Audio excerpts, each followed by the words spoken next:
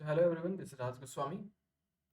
तो आज अपन करने वाले हैं find duplicate rows in a binary matrix. Okay, तो सबसे पहले अपन कर लेते हैं प्रॉब्लम स्टेटमेंट कि भैया क्वेश्चन पूछना क्या चाह रहा है, सबसे इंपॉर्टेंट चीज।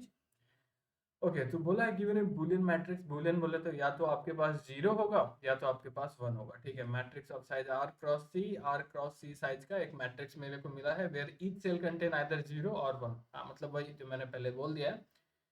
Find the row number of row which already exist और रिपीटेड। तो हमें क्या करना है कि ये जो रो दे रखा है ना, उसे बताना है कि कौन सा ऐसा रो है जो रिपीट होगा। लेट्स से 1,0 था, 1,0 था, इसमें 1,0 is going to repeat. Okay, क्योंकि 10 तो पहले से ही दिया हुआ था, तो अपने को वन रिटर्न कर देना है। ठीक है, ठीक है, ठीक है। अगर अपन नीचे जाएं तो वैसे इसमें देख सकते हैं 1,0,0 1,0,0 0,0,0 0,0,0 तो इसमें 1 और 3 जो है तुम्हारा रिपीट कर रहा है। रो नंबर 1, रो नंबर 3 तुम्हारा रिपीट हो रहा है। ठीक है, row number 1 and row number 3 तुम्हारा रिपीट हो रहा है। ठीक है, तो आसानी है, कुछ ज़्यादा टफ नहीं है ये क्वेश्चन।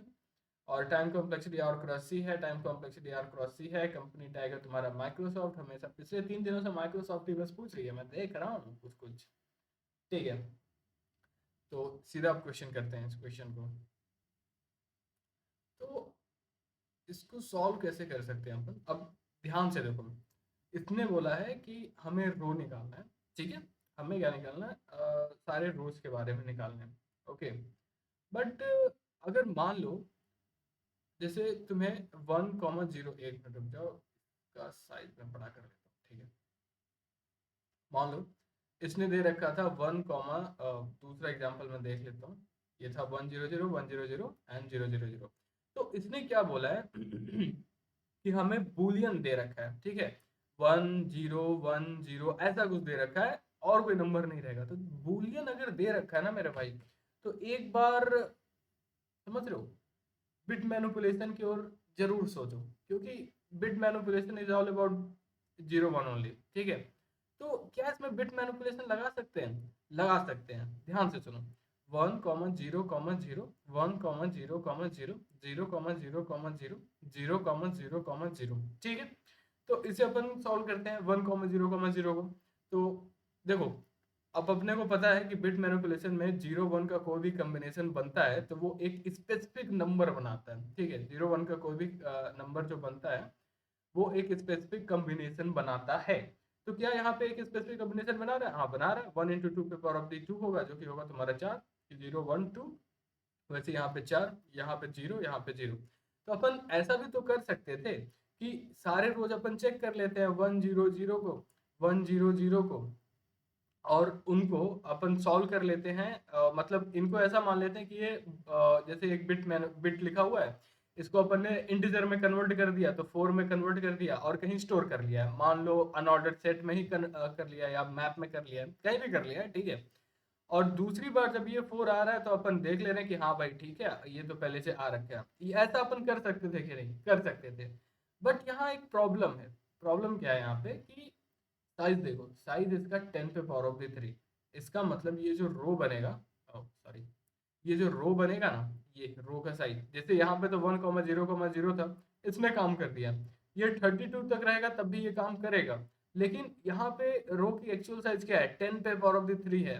तो जरा सोचो कितना लंबा बनेगा, 2 पे पावर ऑफ द 999, कितना लंबा चौड़ा बनेगा। तो इसलिए ये थोड़ा सही नहीं रहेगा इसको करना।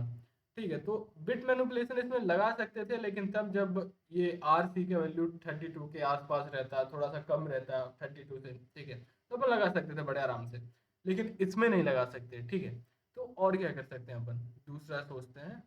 इससे पहले मैं इस सब डिलीट कर देता हूँ। Delete delete delete delete delete, हो जा जल्दी जल्दी। ठीक है, अपन एक काम कर सकते हैं। तो पीछे कर क्या रहे थे अपन?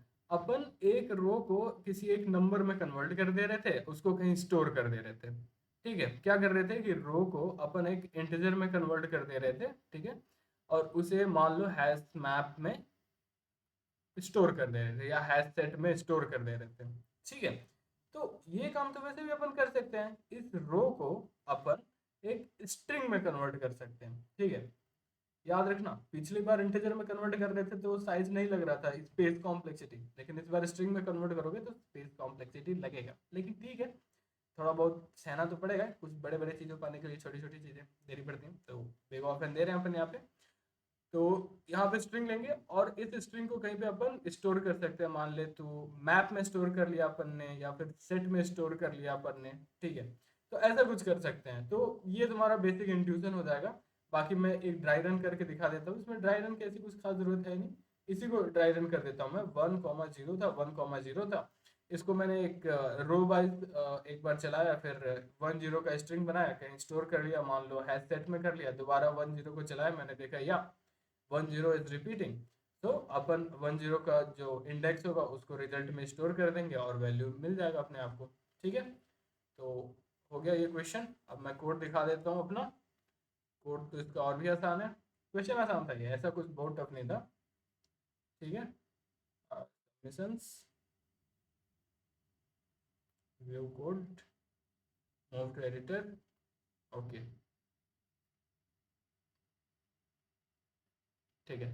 कोड की बात कर लें तो पहले तो मैंने एक वेक्टर बनाया क्योंकि वेक्टर रिटर्न करना है, फिर मैंने एक अनऑर्डर्ड मैप बनाया। मैप बनाने की जरूरत नहीं है, मैंने बाद में नोटिस किया सेट बना के भी काम किया जा सकता है, ठीक है। फिर मैंने एक ये वाला ट्रेवर्सल किया, हॉरिजॉन्टल वाला, मतलब कॉलम बोलते ना, वो ट्रेवर्सल किया, एक स्ट्रिंग बनाया है, ठीक है, जिसमें मैं हर एक रो को स्टोर करूंगा, ठीक है। उसके बाद मैंने एक रो वाइज ट्रेवर्सल किया है। रो वाइज ट्रेवर्सल करने के बाद उस स्ट्रिंग में जो मैंने बनाया था उसमें पुश बैक करते गया हूँ।